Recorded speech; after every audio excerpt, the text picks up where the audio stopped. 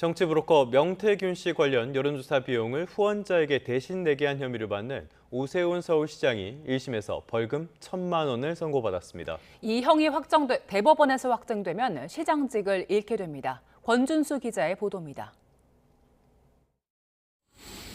2021년 서울시장 보궐선거 당시 명태균 씨로부터 여론조사 결과를 받고 조사 비용 3천여만 원을 후원자에게 대납하게 한 혐의를 받는 오세훈 시장.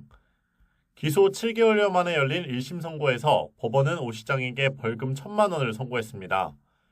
재판부는 명 씨 측이 실시한 여론조사 10건 가운데 통화 메신저 기록과 비용 지급 경위가 일치하는 5건을 유죄로 판단했습니다. 나머지 5건은 오 시장 측의 의뢰 사실이나 대납 연관성이 충분히 입증되지 않았다고 봤습니다. 재판부는 그러면서 오 시장이 비용 지급 과정을 은밀히 감췄다며 죄질이 좋지 않다고 지적했습니다. 서울시장 등을 역임하면서 정치자금법의 입법 취지나 내용을 잘 알고 있었음에도 범행을 주도했고 이 사건 재판 과정에서 선뜻 수긍하기 어려운 여러 주장을 펼치면서 책임을 제대로 인정하지 않는 함께 재판에 넘겨진 강철원 전 서울시 정무부시장에게는 벌금 300만 원, 후원자인 사업가 김한정 씨에게는 벌금 500만 원이 각각 선고됐습니다. 특검은 피고인 전원 유죄에 증거와 법리에 따른 판단이라며 판결을 환영했습니다. 반면 오 시장 측은 판결을 납득하기 어렵다며 즉각 항소 의사를 밝혔습니다. 현행법상 정치자금법 위반으로 벌금 100만 원 이상의 형이 확정되면 서울시장 당선은 무효가 되는 만큼 항소심에서도 오 시장 측과 특검의 치열한 법정 공방이 이어질 전망입니다. YTN 권준수입니다. 재판부는 오세훈 서울시장의 명태균 여론조사비 대납 동기가 충분히 인정된다고 판단했습니다. 여론조사 일부 결과가 불리하게 나왔기 때문에 의뢰자로 볼 수 없다는 오 시장 측 주장 역시 받아들이지 않았습니다. 박광열 기자의 보도입니다. 법원은 여론조사비 대납 혐의를 받는 2021년 1월 오 시장이 처한 상황에 주목했습니다. 선거법상 선거 60일 전부터 후보자 명의로 여론조사를 할 수 없는 상황에서 일반 시민 100%로 본 경선 룰이 정해진 만큼 유리한 여론조사를 의뢰, 공개할 필요성을 강하게 느꼈을 거란 겁니다. 당내 경쟁자인 나경원 의원의 뒤지는 여론조사가 발표된 당일 오 시장이 직접 명태균 씨에게 연락한 점도 언급했습니다. 오세훈 피고인의 상대적 강점은 일반 시민의 지지도에 있다고 판단을 했기 때문에 그러한 강점을 홍보하기 위해서 자신에게 유리한 공표용 여론조사를 기대한 것으로 명태균에게 여론조사를 의뢰할 만한 동기는 인정할 수 있다고. 의뢰 의혹을 받는 여론조사 일부에서 오 시장에게 불리한 결과가 나온 점은 오히려 공모의 근거로 작용했습니다. 해당 여론조사 공표가 늦어지고 언론사가 아닌 명태균 씨 여론조사 업체 홈페이지의 결과가 공개되는 등의 상황이 오 시장 측 항의에 따른 거라고 봤습니다. 당시 선거 캠프 관계자의 메시지도 근거로 제시했습니다. 우리 돈 써서 남 좋은 일 시킨 샘플이라 뭐 이런 거 뭐뭐같이 했어요. 이런 대화가 가급적 그 공표 효과가 최소화될 수 있게끔 조치한 것으로. 답보 상태 여론조사가 오 시장의 후원자 김한정 씨의 비용 입금 직후 속도를 낸 점도 유죄 판단 사유 중 하나였습니다. 당시까지 명 씨와 만나본 적도 없는 김 씨가 오 시장 측 요청이 없었다면 회당 수백만 원의 여론조사 비용을 입금할 이유가 없었다는 겁니다. 재판부는 이 같은 상황을 종합하며 명 씨의 여론조사를 의뢰하고 대납하게 할지 여부 판단은 오 시장에 달렸다고 강조했습니다. YTN 박광렬입니다. 더불어민주당은 이번 판결에 대해 사필 규정이라고 강조했습니다. 강준현 수석 대변인은 서면 브리핑에서 이번 선고의 본질은 명확하다며 오 시장이 정치 브로커 명태균 씨에게 의뢰한 여론조사를 선거에 활용했고 그 비용을 후원자에게 대납시켰다는 사실이 법원에서 입증됐다고 지적했습니다. 이는 명백한 정치자금법 위반이자 민주주의의 근간인 선거제도를 훼손한 것인데도 오 시장은 뻔뻔한 태도로 일관해왔다면서 자신의 죄를 겸허히 인정하고 법적, 정치적인 책임을 다하라고 촉구했습니다. 반면 국민의힘은 사법정의를 무너뜨린 정치 판결이라고 반발했습니다. 정점식 원내대표는 어제 입장문을 내고 법원 판단은 존중하지만 전적으로 명태균 진술에 의존한 판사의 예단만으로 유죄 판결을 내릴 수 있는지는 의문이라고 지적했습니다. 이어 판결은 정황과 예단의 바탕으로 이루어져선 안 된다며 항소심에선 보다 면밀한 검증과 판단이 있기를 기대한다고 덧붙였습니다. 도이치모터스 주가 조작과 통일교 금품 수수, 명태균 씨 여론조사 수수 등 여러 가지 혐의의 김건희 씨의 이른바 3대 의혹 사건의 상고심 판단이 내일 나옵니다. 대법원은 내일 오후 2시 김 씨의 자본시장법 위반 등 혐의 사건 상고심 판결 선고를 진행합니다. 앞서 1심은 통일교 금품 수수 의혹 일부만 유죄로 인정해서 징역 1년 8개월을 선고했는데요. 2심은 통일교 의혹 전체와 도이치모터스 주가 조작 혐의 일부를 유죄로 판단해 징역 4년에 벌금 5천만 원을 선고했습니다. 관저이전 공사 특혜 의혹을 받는 김건희 씨가 2차 종합특검에 처음으로 출석했습니다. 김 씨는 조사 내내 진술을 거부했는데요. 특검은 김 씨가 공사 수주부터 비용 지급, 또 감사 무마에 이르기까지 영향력을 행사한 게 아닌지 살피고 있습니다. 우종훈 기자의 보도입니다. 2차 종합특검이 관저 이전 특혜 의혹을 받는 김건희 씨를 처음 불러 조사했습니다. 김 씨는 친분 있는 21g 측으로부터 디올 의류 등 고가 물품을 받고 자격 없는 21g이 공사를 따내는 데 관여한 혐의를 받습니다. 김 씨는 디올 의류 등은 대리 구매일 뿐이고 업체 선정에 개입한 적 없다는 입장인데 혐의는 다 지금 부인을 하고 있고요. 그냥 특검에 지금 얘기하고 있는 언론에서 나오는 거는 그냥 특검의 이제 일방적인 주장일 뿐인 거고요. 특검 조사에서는 진술을 모두 거부한 것으로 알려졌습니다. 특검은 21g에 지급된 공사비 28억 원이 행정안전부 예산으로 불법 전용되는데 김 씨가 개입했는지도 조사하고 있습니다. 이와 관련해 특검이 주목한 건 21g 측이 디올 의류 등을 전달한 시점입니다.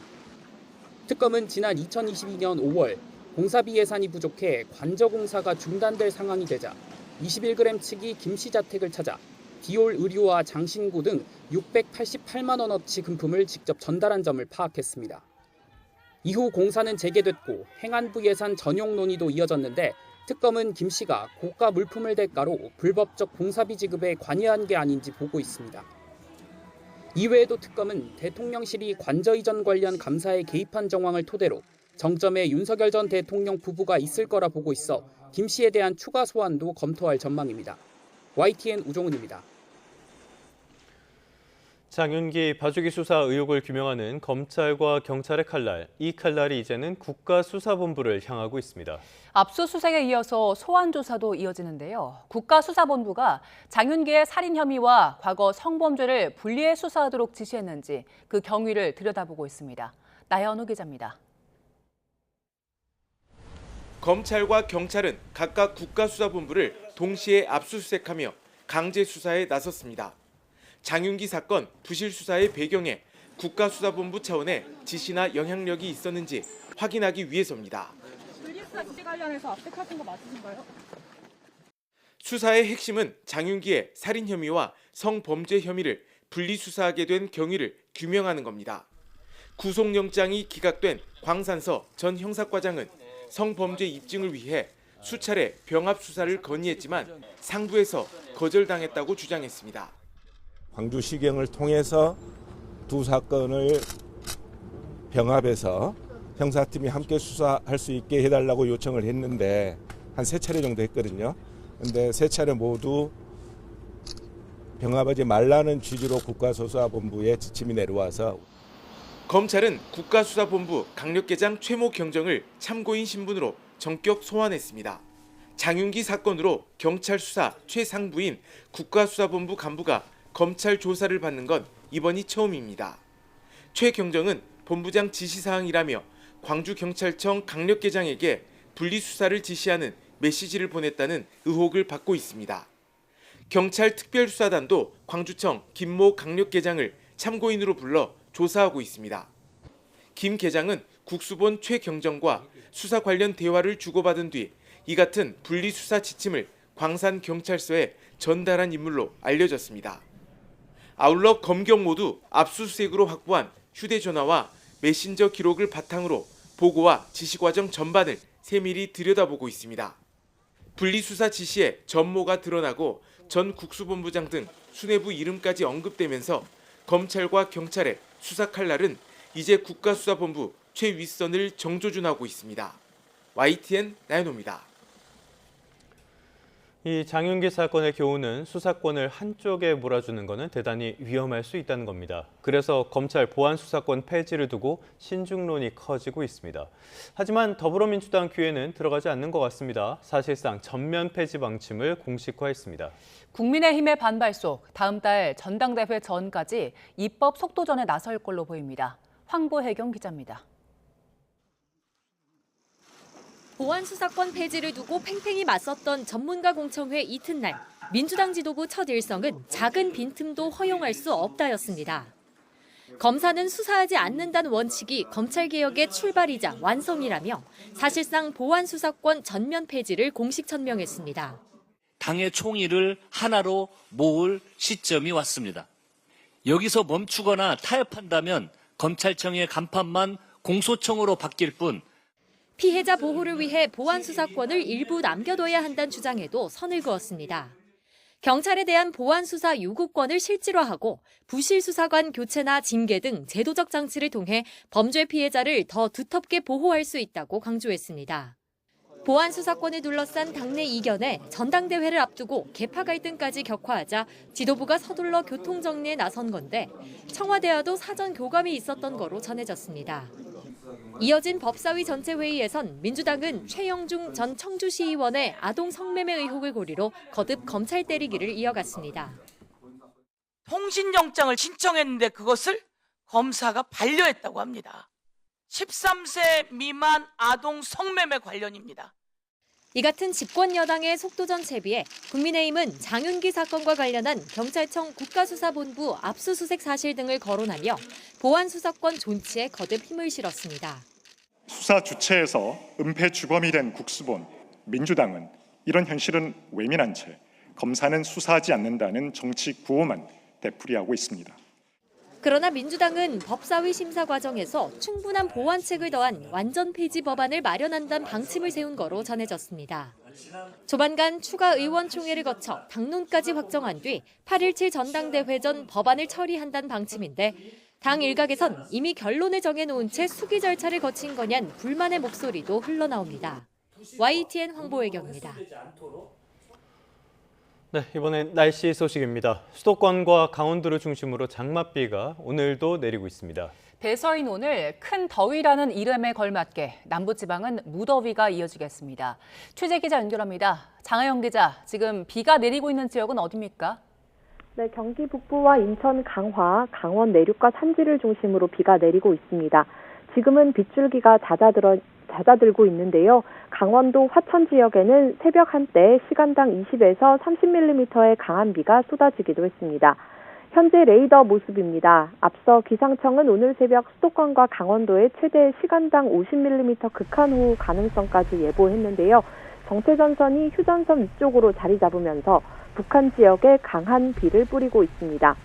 오늘 내릴 걸로 예상되는 비의 양은 경기 북부와 인천, 강원 내륙을 중심으로 많은 곳은 80mm 이상, 대전과 충청 지역에 50mm, 경북 내륙에 40mm 정도입니다. 오후부터는 남부 지역에 소나기가 내리는 곳이 있겠습니다. 전북과 대구에 최대 40mm 정도가 예상됩니다.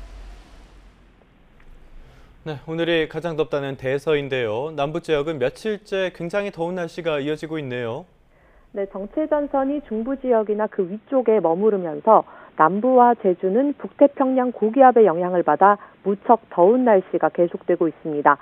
제주에는 지난 7월 9일부터 보름째 열대야 주의보가 발령 중입니다.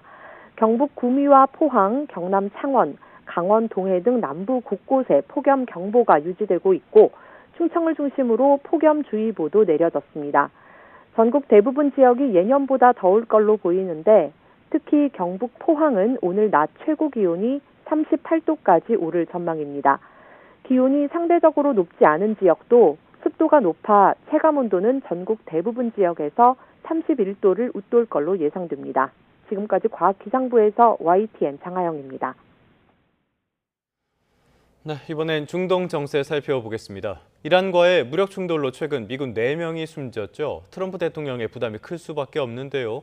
이란을 향해 큰 대가를 치르게 될 것이라고 경고했습니다. 이란은 눈에는 눈으로 대응하겠다며 기반 시설을 공격할 경우 단호하게 맞서겠다고 밝혔습니다. 워싱턴 연결합니다. 홍상희 특파원, 지난주 전사한 미군 장병의 귀환식이 진행됐는데 트럼프 대통령이 이란에 다시 경고 메시지를 보냈다고요? 네, 이곳 시간으로 오늘날 델라웨어주 공군기지에서 지난주 요르단 미군기지와 이라크에서 숨진 미군 장병 유해 귀환식이 열렸습니다. 트럼프 대통령은 피트 헤그세스 국방장관, 댄 케인 합참 의장과 함께 행사에 참여했는데 이 미국 방송 매체들도 무음으로 아무런 소리 없이 이 귀환식 장면만 생중계하면서 희생자에 대한 애도를 표했습니다. 이란 전쟁 이후 세 번째로 미 장병 유해 귀환식에 참석한 트럼프 대통령은 유해 귀환식 참여가 이 대통령으로서 가장 힘든 일 가운데 하나라고 말하기도 했습니다.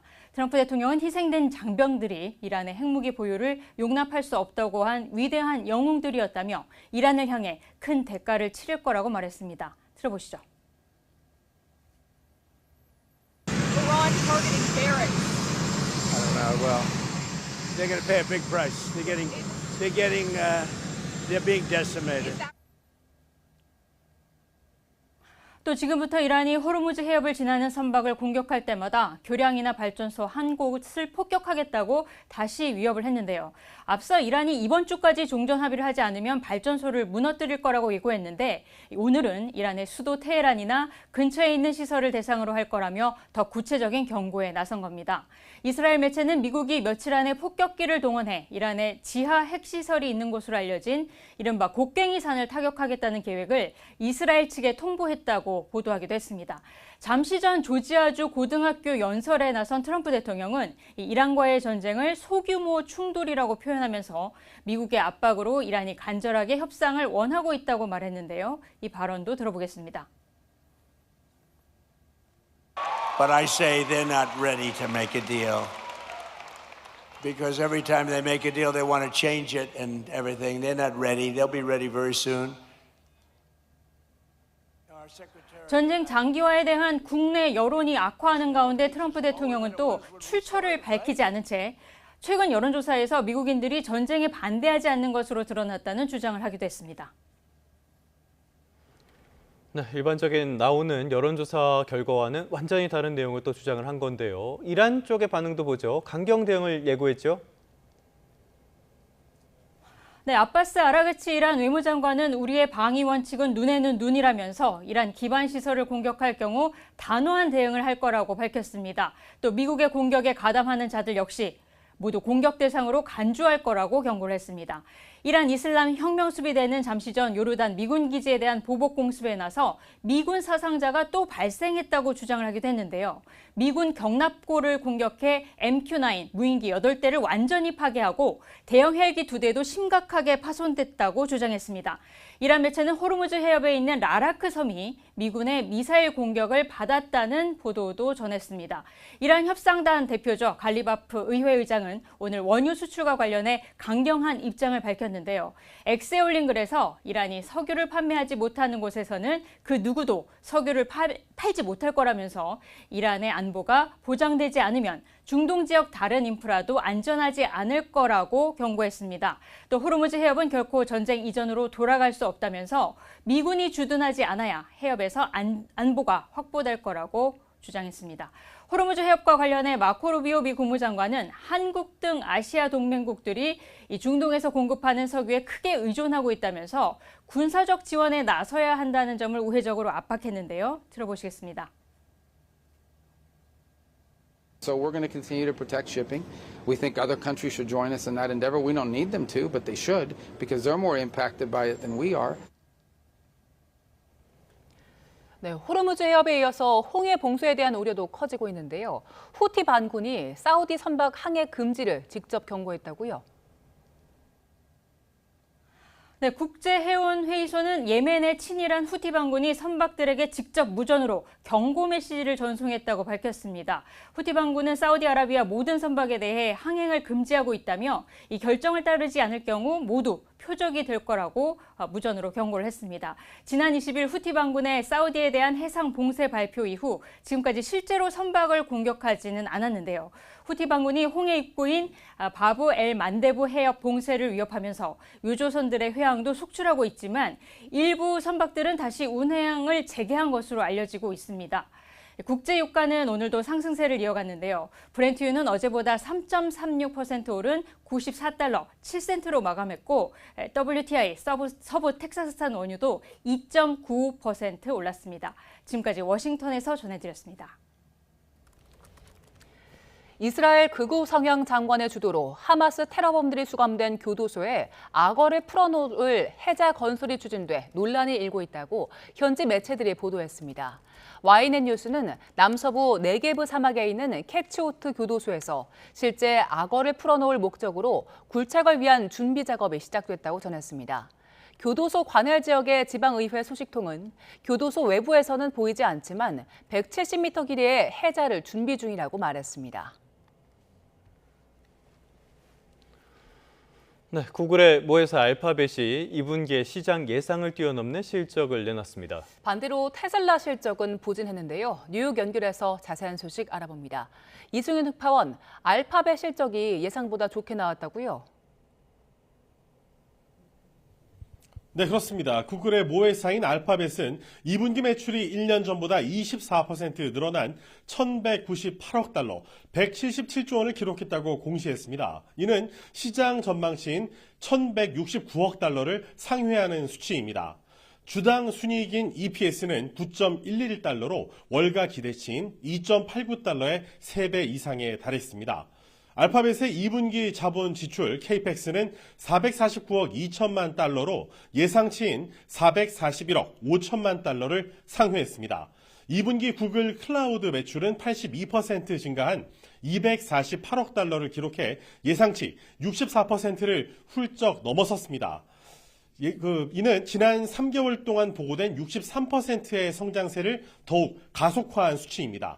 아마존 웹 서비스와 마이크로소프트에 이어서 3위 클라우드 서비스 제공업체인 구글은 기업들이 AI 모델 개발과 학습, 실행에 필요한 클라우드 용량을 확보하는 경쟁을 벌여 수요가 급증한 덕을 톡톡히 봤습니다. 이를 통해 엔트로픽을 포함한 주요 기업들과 대형 계약을 맺는 데 성공했고, 이런 탄탄한 클라우드 성장은 구글의 막대한 AI 지출에 대한 일부 우려를 완화할 수 있을 전망입니다. 구글은 AI 인프라 구축을 위해 데이터 센터와 첨단 칩에 대한 투자를 빠르게 늘려왔지만 투자자들은 이런 지출이 계속 지속 가능한 이 매출 성장으로 이어질지 우려해왔습니다. 이번 실적 발표로 구글은 이런 우려를 불식시키게 된 만큼 월가에서는 안도하는 모양새입니다. 경제 전문가의 얘기를 직접 들어보시죠. For the past 4 or 5 months for the stock market has been strong earnings. And certainly the first quarter brought us about 26-27% earnings growth. So far in second quarter, we're seeing it about 16 to 17%. 네, 반대로 테슬라 실적은 별로 안 좋았네요. 네, 그렇습니다. 테슬라는 자동차 판매량 증가에도 불구하고 차량 가격 인하의 타격을 입었다면서 예상보다 저조한 분기 이익을 발표했습니다. 테슬라는 1년 전보다 약 5% 감소한 11억 달러의 순이익을 발표했습니다. 이는 EPS 기준 33센트로 전문가 예상치인 주당 53센트를 훌쩍 화훼하는 수치입니다. 이에 테슬라 주가는 시간외 거래에서 3% 정도 하락했습니다. 이에 앞서 뉴욕 증시는 주요 기업들의 실적 발표에 대한 관망세 속에 동반 하락 마감했습니다. 우량주 30개로 구성된 다우존스 30 산업평균 지수는 전장보다 0.01% 내렸습니다. 대형주 위주의 S&P 500 지수는 0.14% 내렸고 나스닥 종합지수는 0.57% 내린 끝에 각각 마감했습니다. 월가에서 주목하고 있는 빅테크 기업들의 자본 지출 규모가 뉴욕 증시의 상승세를 결정할 최대 분수령이 될 전망입니다. 빅테크 기업들은 올해 주로 AI에 7천억 달러 가량을 지출할 것으로 예상되고 있는데 투자은행인 모건 스탠리는 내년 예상 지출액을 1조 달러 이상으로 추정하고 있습니다. 구글 등 빅테크들이 올해에 이어서 내년에도 대규모 투자 계획을 제시할 경우에 반도체 업종에 대한 불안 심리는 어느 정도 진정될 가능성이 큽니다. 지금까지 뉴욕에서 YTN 이승윤입니다. 프랑스가 15살 미만 청소년의 SNS 이용을 금지하는 법안을 처리했습니다. 호주에 이어 세계 두 번째로 SNS 규제가 도입된 건데요. 오는 9월 시행을 앞두고 프랑스 사회에선 찬반이 엇갈리고 있습니다. 이경아 기자의 보도입니다. 15세 미만 청소년의 SNS 이용 금지를 핵심으로 한 법안이 프랑스 의회를 통과했습니다. 상원에서 압도적인 찬성으로 통과한 데 이어 하원에서도 찬성 279표, 반대 81표로 가결됐습니다. 이 법에 따라 오는 9월부터 15살 미만이면 SNS 계정을 개설할 수 없게 됩니다.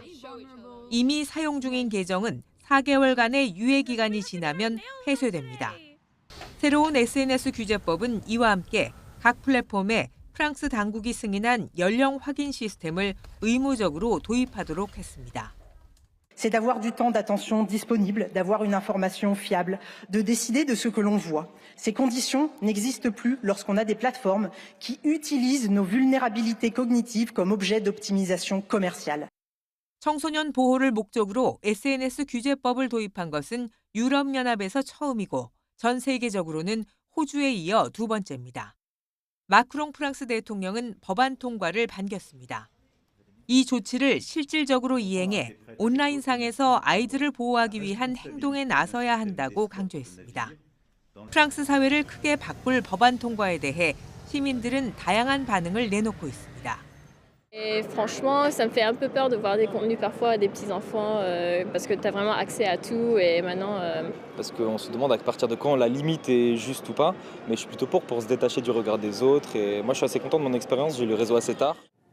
연령 제한 등 미성년자 보호 조치를 이미 시행하고 있다며 이용 금지에 반발해온 SNS 기업들은 결국 법을 따를 수밖에 없게 됐습니다. 유럽 전역에 SNS 규제 강화 규정을 준비 중인 유럽연합 집행위원회는 프랑스의 규제법이 기존 EU 규정에 부합하는지 심사할 예정입니다. YTN 이경아입니다. 해외 온라인 쇼핑몰을 통해서 들여온 식이보충제나 젤리에서 대마를 비롯한 마약 성분이 검출됐습니다. 마약류가 함유된 식품은 심각한 부작용은 물론이고 반입 시 처벌을 받을 수 있는 만큼 해외 직구 때 제외 성분을 꼼꼼하게 따져봐야겠습니다. 이문석 기자입니다. 해외 온라인 사이트에서 판매하는 젤리입니다. 흔한 군것질거리로 보이지만 대마 성분이 들어있습니다. 젤리는 물론이고 식이보충제와 초콜릿, 음료까지. 대마, 칸나 같은 마약류 키워드나 그림이 찍힌 해외 식품 32개를 성분 분석했더니 22종에서 마약류가 나왔습니다. 환각을 일으키는 대마 성분을 비롯해 중독성 있는 니트라지닌까지 검출된 마약류만 11가지에 달합니다. 사고단절이나 정서불안 같은 심각한 부작용이 뒤따를 수 있지만 해외 직구로 쉽게 국내에 반입됐습니다. 반대로 단속은 쉽지 않습니다. 식품의약품안전처는 현재까지 마약 등 위해 성분이 확인된 4,700여 식품의 해외 직구를 막았습니다. 그러나 나라마다 마약 규제가 다르다 보니 제품 판매를 아예 못하게 하는데 한계가 있습니다. 해당 나라에서는 대마 제품의 유통이 합법화되어 있기 때문에 그 부분에 대한 사이트를 이제 우리 국가에서 차단하는 것은 좀 어려움이 있다라고. 대신 식약처는 마약류가 든 제품이 우리 국민에게 노출되지 않도록 방송미디어통신심의위원회에 접속 차단을 요청했습니다. 또 이를 알고도 고의로 반입한 소비자가 있을 수 있다고 보고 관세청과 협의해 추가 조사를 진행할 계획입니다.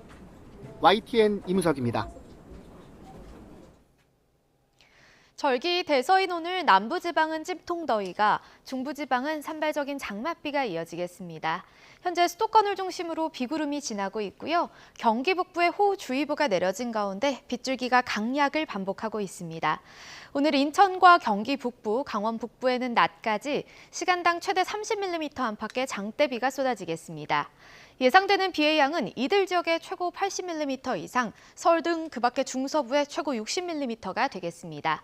남부 내륙은 대기가 불안정해지면서 오후 한때 5에서 40mm의 소나기가 지나겠습니다. 밤사이 곳곳에서 열대야나 열대야 수준의 더위가 나타나고 있습니다. 현재 서울 기온은 25.7도, 청주 26.7도를 보이고 있습니다. 한낮에는 영동 남부와 충청 이남 곳곳에 폭염특보가 이어지는 가운데 대구 35도, 포항 38도까지 크게 치솟겠고요. 서울은 28도에 습도가 높아서 체감온도는 31도가 되겠습니다. 날씨였습니다.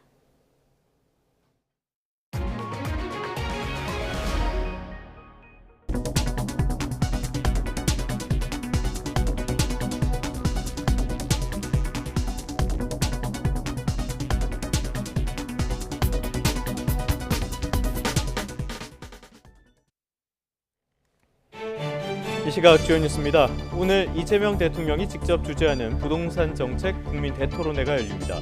토론회를 기점으로 주택 공급과 세제, 금융을 아우르는 부동산 정책 윤곽이 드러날 것으로 보입니다. 더불어민주당이 오늘 전당대회 본경선에 나설 당대표 후보 3명을 발표합니다. 중앙위원, 권리당원 투표와 여론조사 결과를 반영해 김민석, 고민정, 정청래, 김보미, 송영길 후보 가운데 2명이 탈락합니다. 22대 국회 후반기 상임위원장 배분을 수용한 국민의힘이 위원장직 선출을 위한 의원총회를 엽니다. 국토위원장의 경우 김정재 의원과 유이동 의원이 함께 후보로 등록하면서 유일하게 경선이 치러집니다.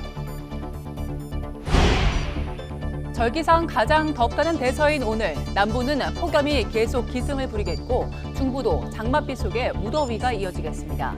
서울은 낮 기온이 27도에 머물겠지만 습도가 높아 체감온도는 30도까지 오르겠습니다.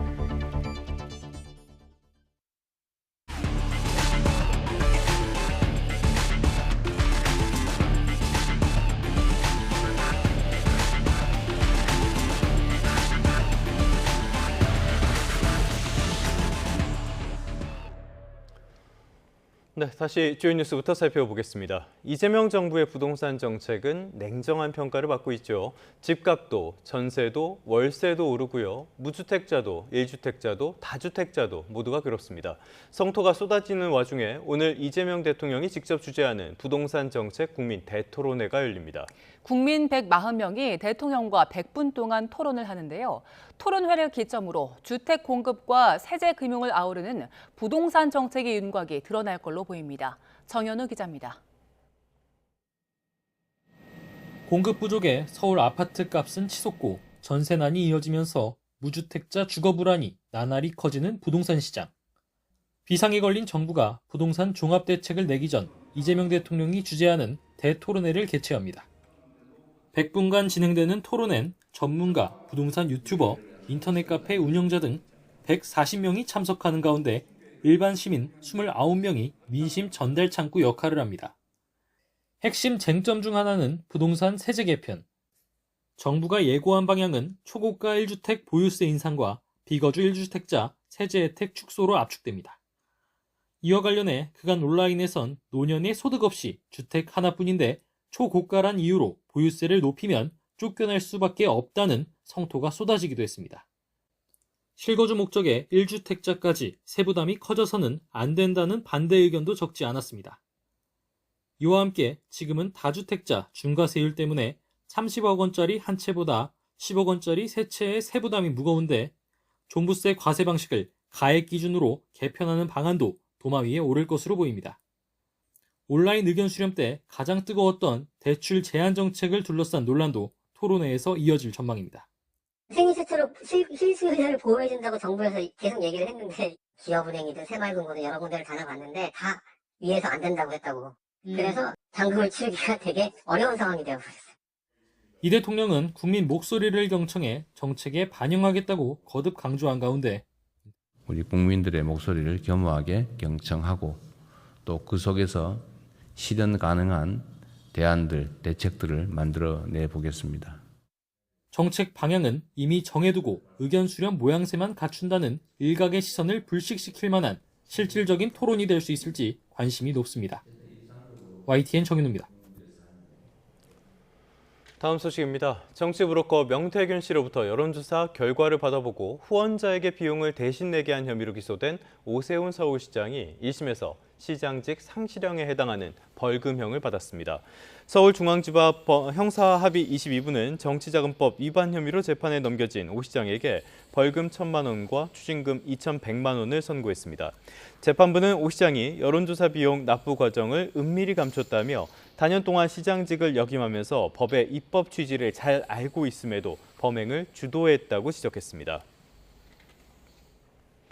이 명태균 씨는 앞선 다른 판결들에서 과장이 심하고 과시욕이 있는 사람이라는 일관된 평가를 받아왔습니다. 이번 재판부도 명 씨의 그간 진술에 과장된 면이 있다는 점은 인정했지만 객관적 증거들과 부합하는 부분까지 배척할 수는 없다며 유죄의 증거로 사용했습니다. 신기혜 기자의 보도입니다. 자신의 영향력을 과시하려는 사람, 말에 허위와 과장이 많은 사람. 그동안 명태균 씨의 사건을 맡았던 법원들이 내린 명 씨에 대한 평가입니다. 이 때문에 창원과 서울의 재판부 모두 명 씨 진술의 신빙성을 높게 보지 않았고 이번 재판부도 비슷한 점을 지적했습니다. 예컨대 오세훈 피고인이 울면서 전화했다든지 김영선 씨에게 SH공사 사장 자리를 약속했다는 등의 다소 과장된 내용은 나타나고 있습니다. 하지만 그러면서도 명 씨가 주장해온 내용 가운데 통화 기록이나 당시 언론 기사 등에 부합하는 부분은 신빙성을 인정할 수 있다고 봤습니다. 오세훈 피고인이 앞서 말한 바와 같이 그날 명태균 피고인에게 전화를 건 사실이 메시지를 통해서 확인이 되고 명태균 씨가 오세훈 피고인으로부터 전화를 받고 의뢰를 받아서 여론조사를 진행했다는 진술을 모두 배척하기 어렵습니다. 이 밖에도 김한정 씨가 명 씨와 대면대면하게 나눈 문자 내용은 대납 사실을 부인하는 김 씨 주장을 깨는 데 쓰였고 당시 오세훈 캠프 관계자들의 카카오톡 대화 내용도 명 씨 진술의 신빙성을 인정하는 근거가 됐습니다. 여론조사를 실시했지만 그 결과가 오히려 오세훈 피고인이 아닌 다른 후보에게 좋은 결과가 나왔다는 뜻으로 해석할 수밖에 없습니다. 이 부분 진술만큼은 신빙성을 인정할 수가 있겠습니다. 재판부는 피고인들의 파일 다운로드 이력까지도 명 씨를 중심으로 시간대를 따져가며 유죄의 증거로 들었는데 오 시장 측은 직접 증거는 제시하지 못했다며 반발하고 있습니다. YTN 신기혜입니다. 국민의힘 내부는 참담한 분위기입니다. 다만 미묘하게 엇갈리는 기류도 감지됩니다. 그동안 오 시장이 장동혁 대표를 포함한 당권파와 거리를 유지해왔기 때문인데 권력 구도에 어떤 영향을 줄지 주목됩니다. 김철희 기자입니다. 극적인 역전승으로 사상 첫 5선 신화를 쓴 오세훈 서울시장은 보수 진영의 차기 리더로 꼽혀왔습니다. 특히 오 시장이 선거 내내 장동혁 대표 2선 후퇴를 외쳤던 만큼 향후 오 시장을 중심으로 당내 권력 구도 개편이 이뤄질 거란 관측도 공공연하게 거론됐습니다. 그동안 기다릴 만큼 기다렸고 또 참을 만큼 참았다고 생각합니다. 하지만 사법 리스크라는 복병이 등장하면서 당 내부 분위기도 묘하게 흘러가고 있습니다. 오세훈 시장과 무소속 한동훈 의원, 개혁신당 이준석 대표를 축으로 하는 개혁보수연대의 구상은 물론 장동혁 체제 재편 가능성 역시 새로운 국면으로 접어들었다는 평가입니다. 한 지도부 관계자는 오 시장 유죄 판결이 장동혁 체제에 어떻게 작용할지에 대해선 긍정도 부정도 하지 않겠다면서도 오 시장의 당내 비중 자체가 애초 미미하다며 순리대로 흘러갈 거라고 말했습니다. 장 대표가 강하게 밀어붙이는 징계정치 재개는 또 다른 변수입니다. 윤리위가 징계 개시를 선언하지 않으면서도 당대표에 대한 조직적, 지속적 비판은 징계 대상이라고 못 박으면서 당내 불만도 커지고 있습니다. 분열과 갈등을 조장하는 징계 국면으로 진입하는 입구가 되어서는 안 된다는 것이 지도부 내부에서도 윤리위 징계가 분란만 가속화한다면 정무적 판단이 필요하다는 우려가 흘러나온 가운데 선관위 특검법 이견과 상임위원장 배분 등 여러 현안이 맞물리면서 당내 긴장감은 계속 높아지는 모양새입니다. YTN 김철입니다. 더불어민주당 전당대회를 앞두고 이른바 신천지 개입설을 둘러싼 당원 주자 간의 공방이 가열되고 있습니다. 재건축론으로 논란이 된 유시민 작가는 이번엔 어물전론을 거론하며 이재명 대통령을 거듭 비판했습니다. 양동훈 기자입니다.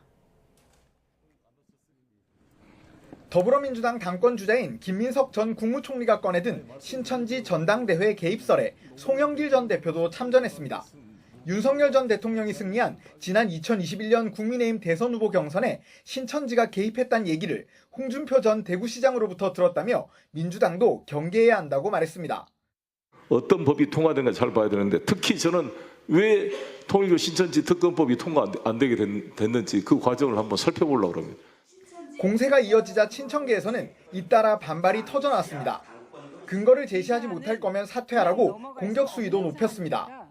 정청래 전 대표도 직접 나서 경고장을 날렸습니다. 당사자께서 앞으로 어떻게 행동하는지 지켜보고 가장 강력한 응징을 하겠습니다. 신천지 측도 사실무근이라는 공식 입장을 직접 발표했지만 친명계에선 신천지 개입 제보센터를 만들겠다 맞섰습니다. 김 전 총리 역시 특정 후보를 거론한 적은 없다면서도 물러서진 않았습니다. 저는 신천지의 정치 개입의 문제점에 대해서만 지적했고 그것을 특정 후보와 연결시키는 것에 대해서까지 제가 책임질 필요는 없을 것 같습니다. 이런 가운데 이른바 재건축론과 필패론으로 잇따라 논란의 중심에 선 유시민 작가는 절대 권력은 100% 부패한다며 어물전론을 꺼내들고 이 대통령을 다시 겨냥했습니다. 어떤 제약도 가하지 않고 어떤 비판도 가하지 않고 어떤 제한도 두지 않고 내버려두면 모든 어물전은 다 썩은 내를 풍기게 돼 있어요. 김 전 총리는 엉터리 예언이다. 동지의 언어에 썩은 내는 없다고 비판했는데 정 전 대표는 이번에도 별다른 언급을 하지 않았습니다. 민주당은 오늘 전당대회 예비 경선을 마치고 당대표 후보를 3명으로 압축할 예정인데 후보들 간의 서로를 향한 공세와 프레임 대결도 더욱 거세질 전망입니다. YTN 양동훈입니다. 7월 23일 목요일 오늘의 주요 일정 살펴봅니다. 더불어민주당은 오늘 사흘 동안의 예비 경선 절차를 마치고 전당대회 본경선에 나설 당대표 후보 3명을 발표합니다. 중앙위원 권리당원 투표와 여론조사 결과 등을 반영해 김민석, 고민정, 정청래, 김보비, 송영길 후보 가운데 2명이 탈락의 고배를 마시게 됩니다. 22대 국회 후반기 상임위원장 배분을 수용한 국민의힘이 자당 몫의 위원장직 선출을 위한 의원총회를 오늘 개최합니다. 앞서 당 원내 행정국은 상임위원장 후보 등록을 접수했는데 3선의 김희정, 홍석준, 김성원, 이만희, 이양수, 이미자 의원은 단수 후보로 등록했습니다. 김건희 씨에게 공천 청탁을 대가로 이호환 화백의 고가의 그림을 건넨 혐의로 2심에서 징역형의 집행유예를 선고받은 김상민 전 부장검사에 대한 대법원 판단이 오늘 나옵니다.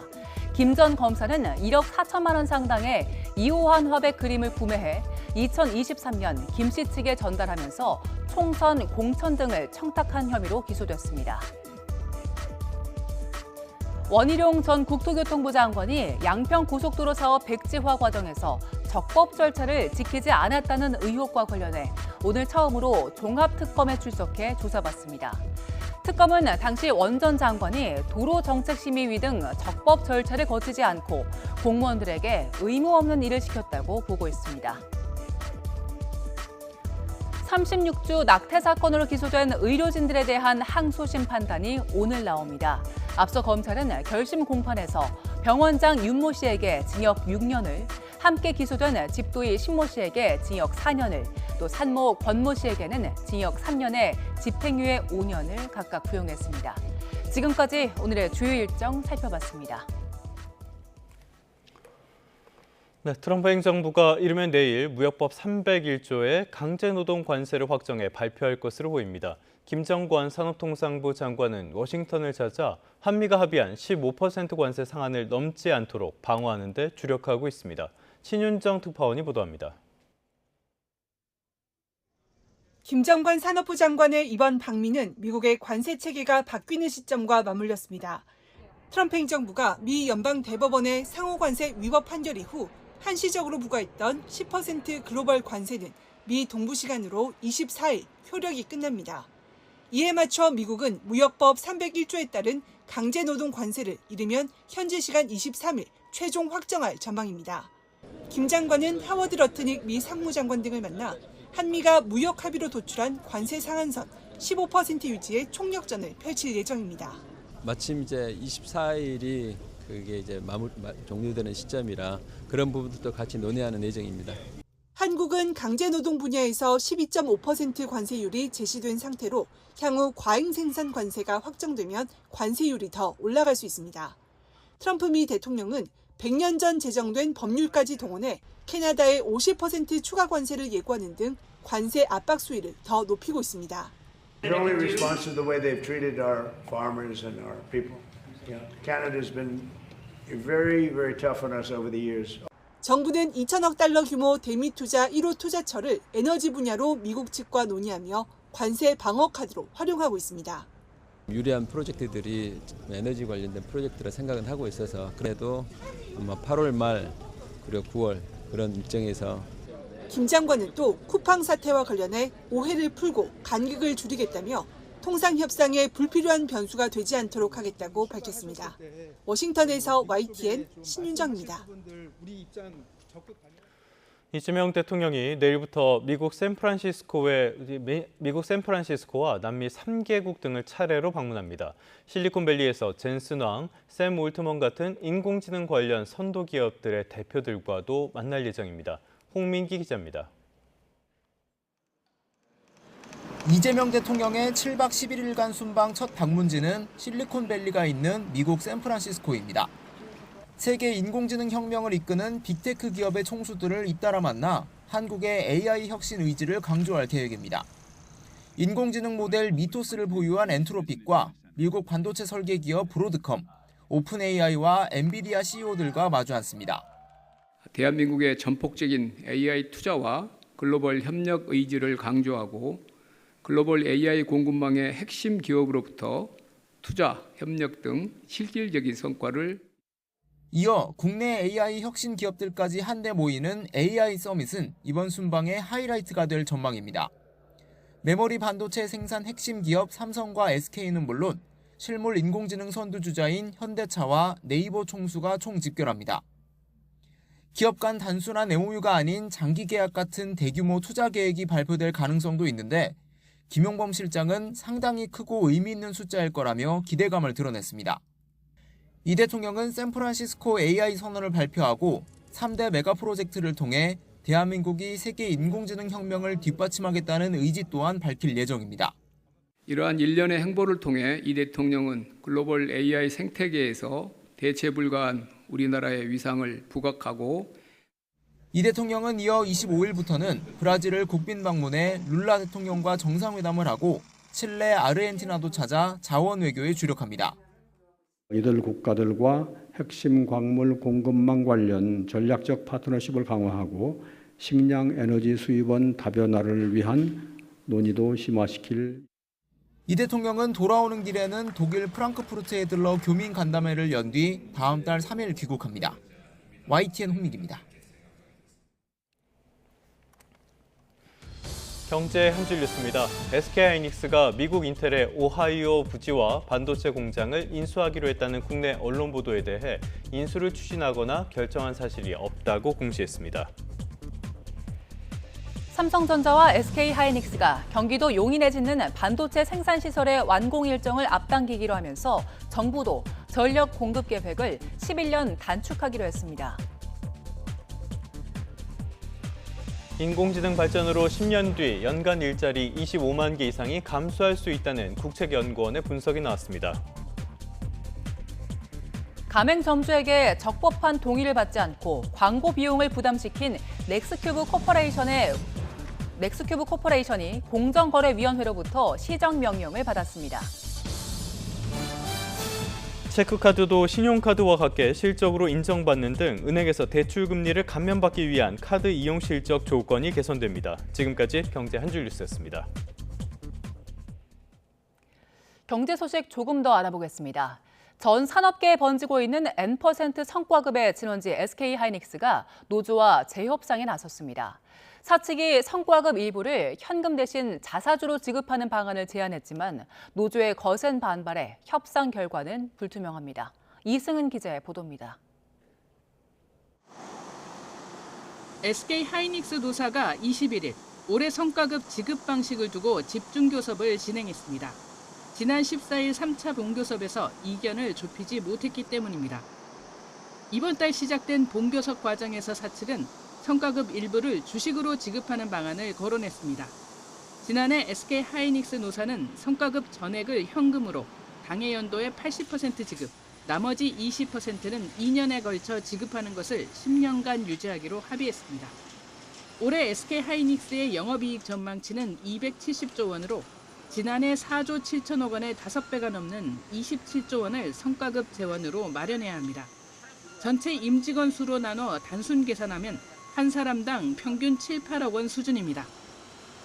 사측이 일부 주식으로 지급하는 방안을 제안한 이유는 전 산업에 번지고 있는 N% 성과급 요구에 따른 혼란을 의식한 것으로 보입니다. 자동차, 조선, 유통, 플랫폼 기업에 이르기까지 영업이익이나 순이익의 일정 비율을 성과급으로 달라는 요구가 확산하고 있습니다. 삼성전자 노사는 지난 5월 영업이익의 10.5%를 자사주로 지급하기로 합의했지만 사내 갈등과 주주들의 문제 제기 등 후폭풍이 이어지고 있습니다. 특히 영업이익의 일정 비율을 배분하는 문제가 과연 쟁의 대상이냐. 저 같은 경우는 아닌 쪽이 더 높다고 생각은 돼요. 근데 그건 나의 개인적 의견일 뿐이니까. SK하이닉스 노조는 회사가 제시한 안은 지난해 어렵게 마련한 합의의 취지와 기본 방향을 훼손한다며 받아들일 수 없다고 반발하고 있습니다. 전문가들은 지속 가능한 성장을 위해 노사정이 머리를 맞대야 한다고 말합니다. 미래 패러다임은 사회 연대 투자라고 저는 생각하고 있습니다. 이 투자를 통해서 성장의 공동 구축과 그리고 포지티브한 게임을 하고 미래 자산화가 굉장히 중요하고요. 미국 같은 경우에는 직무급 중심의 기본급 체계에다가 능력급과 인센티브 체제를 조합하려고 있어요. 그래서 핵심 인재에 대한 개별적 차등적 보상을 가능하도록 하고 있단 말이에요. 반도체 등 지금 호황인 수출 주력 산업은 경기 변동에 민감해 N% 성과급의 제도화는 경기 하락 시 더 극심한 갈등을 부를 수 있습니다. YTN 이승은입니다. 부산의 한 주택가에서 50대 취객이 난동을 부렸습니다. 공사 현장에서 쓰는 타정총으로 쇠못을 쏜 건데요. 경찰 특공대가 출동해 포금탄까지 발사하고서야 이 남성을 체포할 수 있었습니다. 화면 함께 보시죠. 네, 주택 2층에 한 남성이 보이는데요. 이 남성 무언가를 들고 쏘고 있습니다. 발사하는 건 다름 아닌 쇠못입니다. 공사 현장에서 쓰는 타정총으로 쇠못을 발사한 건데요. 오전 9시 10분쯤 부산 사상구 주택가에서 50대 남성이 술에 취해 난동을 부렸습니다. 신고를 받고 출동한 지구대 경찰에게도 쇠못을 발사하며 대치하던 남성.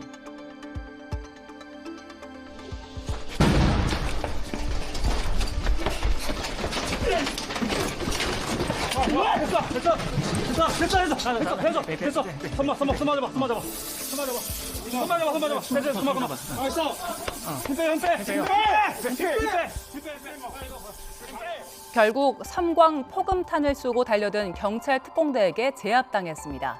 대치가 진행된 1시간 반 동안 이웃 주민들은 아침부터 불안에 떨어야 했습니다.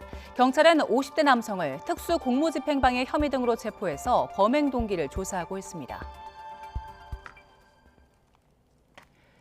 경기도 하남에 있는 지식산업센터 건물에 전기 공급이 끊기면서 400곳에 달하는 입주 업체들이 에어컨도 나오지 않는 공간에서 사투를 벌이고 있습니다.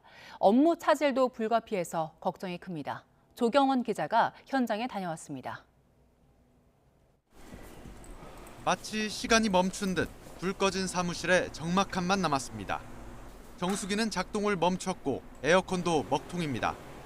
400개에 달하는 공장과 상가 등이 들어선 지식산업센터 건물에 전기 공급이 끊긴 겁니다.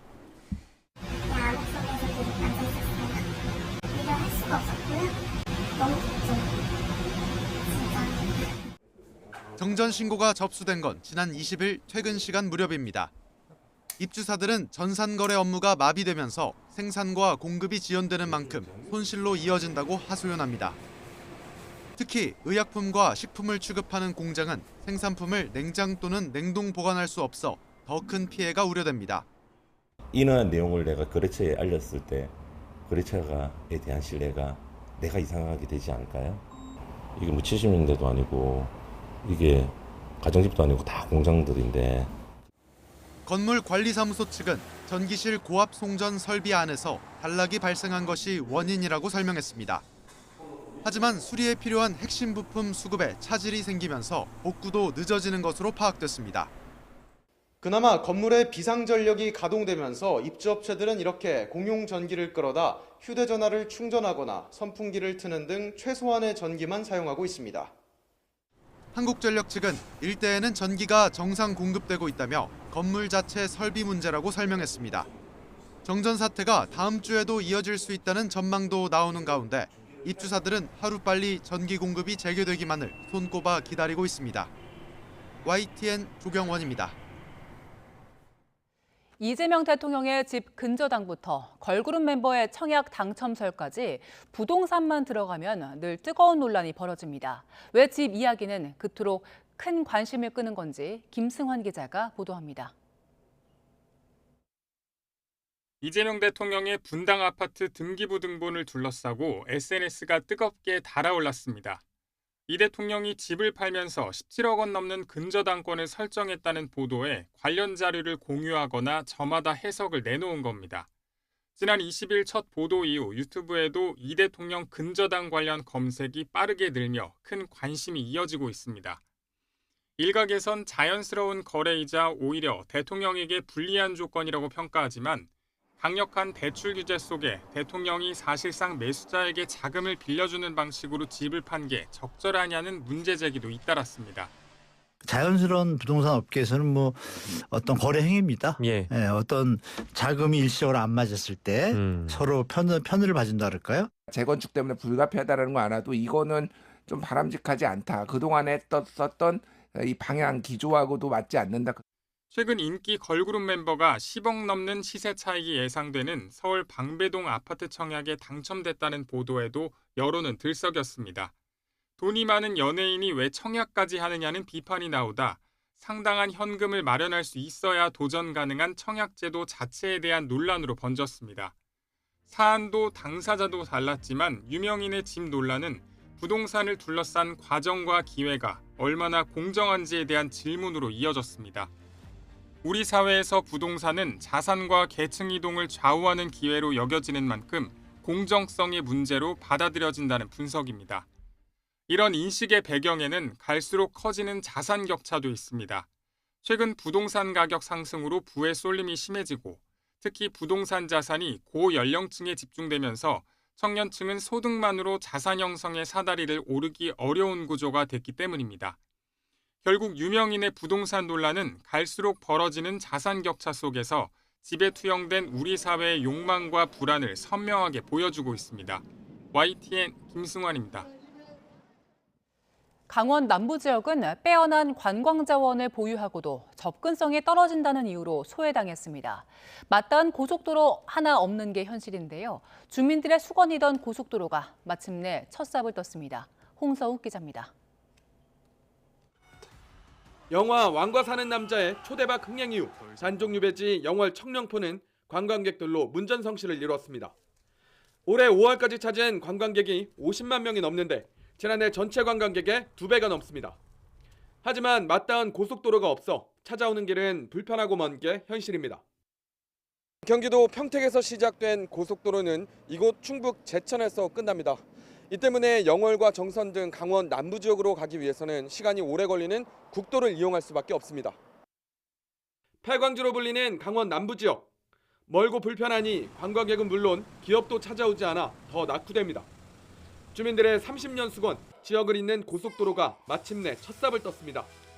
사업비 2조 원을 들여 2032년까지 충북 제천에서 끝나는 고속도로를 강원 영월까지 30km 연장합니다. 서울에서 영월까지 2시간대 이동이 가능해질 전망. 관광객 증가와 물류비 감소로 기업 유치도 기대됩니다. 이 길은 이제 정선과 태백, 삼척까지 강원 남부로 오가는 문턱을 함께 낮춥니다. 찾아오는 발길이 늘어나는 만큼 관광산업을 비롯한 강원 남부의 민생 경제에도 다시 온기가 돌 것입니다. 가까이 있지만 상대적으로 멀게 느껴졌던 이웃사촌, 우리 강원도, 충북이 함께 힘을 합쳐서 무한경쟁의 이 시대에 중부 내륙 교통과 물류망을 잇는 동서 6축의 마지막 퍼즐은 영월에서 동해안 삼척을 잇는 70km 후속 구간. 현재 타당성 용역 평가가 진행 중인데 내년쯤 정확한 노선 윤곽이 나올 전망입니다. YTN 홍석입니다. 네, 간밤에 뉴욕 증시는 약세였습니다. 3대 지수 모두 하락했는데요. 낙폭이 컸던 건 아니지만 불안한 모습들이 꽤 보입니다. 당장 중동 상황이 만만치가 않습니다. 트럼프 대통령은 이란이 호르무즈 해협에서 선박을 공격하면 교량이나 발전소를 폭격하겠다고 경고했는데요. 전사한 미군 귀환식에 참석해선 여론조사 결과 미국인들은 전쟁을 반대하지 않는다는 점이 명확하게 드러났다고 주장하기도 했습니다. 어떤 여론조사를 말하는 걸까요? 누구도 모릅니다. 아마 본인도 모를 겁니다. 이 와중에 이스라엘에선 미국이 곧 이란의 지하 핵시설이 있는 곳으로 추정되는 곡괭이산을 타격한다고 통보했다는 보도가 나왔습니다. 이란도 맞대응에 나섰습니다. 혁명수비대는 요르단 내 미군 기지를 타격해 사상자가 발생했다고 주장했고요. 이란 협상단을 이끌었던 갈리바프 의회 의장은 이란이 석유를 팔지 못하면 누구도 팔지 못한다며 강경 입장을 천명했습니다. 다 나쁜 소식들이죠. 국제유가는 다시 치솟고 있습니다. 브렌트유와 서부 텍사스산 원유 선물 모두 급등했는데요. 브렌트유는 94달러까지 올랐고요. 서부 텍사스산 원유도 90달러가 이제 코앞입니다. 이런 상황 속에서 굉장히 어려운 국제유가까지 증시를 짓누르는 그런 요소가 되고 있습니다. 강대강 대치가 이어지면서 이렇게 국제유가의 오름세 당분간 계속될 것으로 보입니다. 네, 다음 간밤의 특징주 살펴보겠습니다. 구글의 모회사 알파벳을 꼽아봤습니다. 주가는 1% 넘게 빠졌는데요. 시장의 관심은 이 주가보다는 실적에 있었습니다. 2분기 매출과 순이익 모두 시장 예상치보다 훨씬 좋았습니다. 그런데 이것보다 중요한 것은 앞으로의 투자 계획이죠. 알파벳은 올해 설비 투자를 1,800억에서 1,900억 달러로 제시했습니다. 그리고 내년엔 투자를 더 늘린다고 강조했는데요. 매출이 늘었다는 점에서 투자의 성과는 분명히 있었습니다. 다만 그 성과보다 투자의 속도가 훨씬 더 빠르다는 것은 시장의 고민거리입니다. AI 투자의 정당성은 확인이 됐지만 지속 가능성까지 장담할 수 있는 건 아니라는 거죠. 장 마감 뒤의 거래에서는 알파벳도 인프라의 중심인 반도체 기업의 주가도 시큰둥했습니다. 조금 더 확인이 필요한 부분이겠습니다. 지금까지 2분 뉴욕 증시였습니다.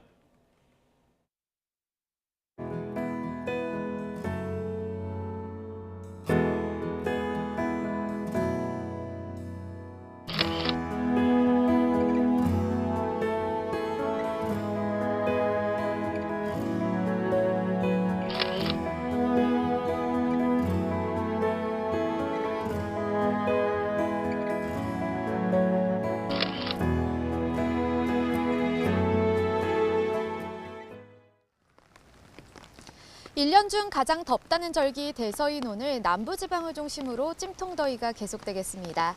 중부지방은 산발적인 장맛비가 이어질 텐데 수도권과 강원도를 중심으로 비가 강약을 반복할 것으로 보입니다. 그럼 자세한 레이더 화면을 살펴보겠습니다. 현재 정체전선이 휴전선 위쪽에 자리하면서 중북부 지방 곳곳에 산발적인 비구름이 지나고 있습니다. 경기 북부와 강원도 철원에는 호우주의보가 유지 중인데요. 오늘 인천과 경기 북부, 강원 북부에 최고 80mm의 많은 비가 낮까지 시간당 최대 30mm 안팎으로 강하게 쏟아질 것으로 보이기 때문입니다. 서울 등 그 밖의 중서부 지방에도 최고 60mm의 비가 예상됩니다. 밤사이 서울을 비롯한 곳곳에서 열대야나 열대 수준의 더위가 나타나고 있습니다. 현재 서울 기온은 25.7도, 청주 26.7도, 제주 27.3도를 보이고 있습니다. 한낮에는 영동 남부와 충청 이남 곳곳에 폭염특보가 이어지는 가운데 대구 35도, 포항 38도까지 크게 치솟겠고요. 남부 내륙은 대기가 불안정해지면서 오후 한때 5에서 40mm의 소나기가 지나는 곳이 있겠습니다. 오늘 서울 낮 기온은 28도로 어제와 비슷하겠고 습도가 높아서 체감온도는 31도까지 오르겠습니다. 수도권과 강원도를 중심으로는 다음 주 월요일까지 비가 길게 이어질 전망입니다. 오늘 소나기나 비가 내릴 때는 곳에 따라 벼락과 돌풍이 동반되는 곳이 있겠습니다. 시설물 관리와 안전사고에 각별히 유의하시기 바랍니다. 지금까지 YTN 원희다입니다. 뉴스타트 3부 잠시 뒤에 이어집니다.